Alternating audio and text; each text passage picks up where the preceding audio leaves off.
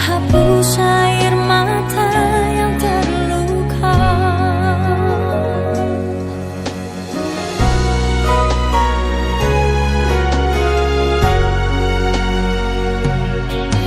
Mungkin kau pun pernah mengalami jalani hidup sendiri yang tak pasti.